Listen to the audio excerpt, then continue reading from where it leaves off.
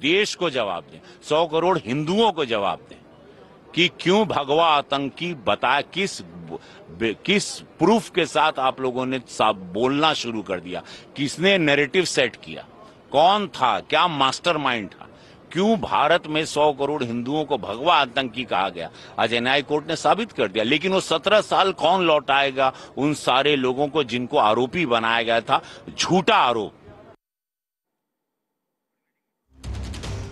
तर या निकालावर येणाऱ्या या प्रतिक्रिया आपण इथे पाहत आहोत। मालेगाव बॉम्बस्फोट प्रकरणामध्ये 7 आरोपींची निर्दोष मुक्तता करण्यात आली। पुराव्यांच्या अभावी आरोपींची निर्दोष मुक्तता करण्यात आली। यामध्ये न केलेल्या कृत्याची शिक्षा त्यांना भोगावी लागली अशी प्रतिक्रिया हिंदुत्ववादी संघटनांकडून देण्यात आली आहे। तर दहशतवादाला धर्म नसतो, रंग नसतो अशी प्रतिक्रिया हर्षवर्धन सपकाळ काँग्रेसचे प्रदेशाध्यक्ष यांनी दिली आहे। 17 वर्षांनंतर या प्रकरणाचा निकाल लागला। 323 साक्षीदार यामध्ये तपासण्यात आले होते। त्यातल्या 34 जणांनी आपली साक्ष फिरवली।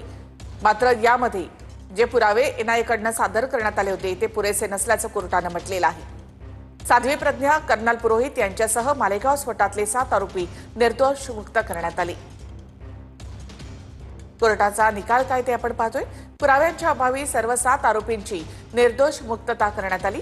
स्फोटासाठी वापरण्यात आलेली बाईक साध्वी प्रज्ञा सिंग यांची असल्याचा पुरावा सापडला नाही। बाईकवर ब्लास्ट झाला हे सिद्ध झालं नाही। स्फोटासाठी वापरण्यात आलेली बाईक साध्वी प्रज्ञा सिंग यांची असल्याचा पुरावा नाही असं कोर्टाने म्हटलंय।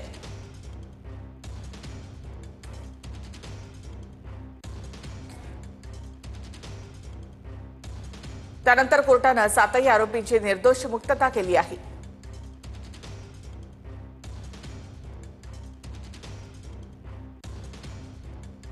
कर्नल पुरोहित आणि साध्वी प्रज्ञा सिंग हे जामिनावर होते।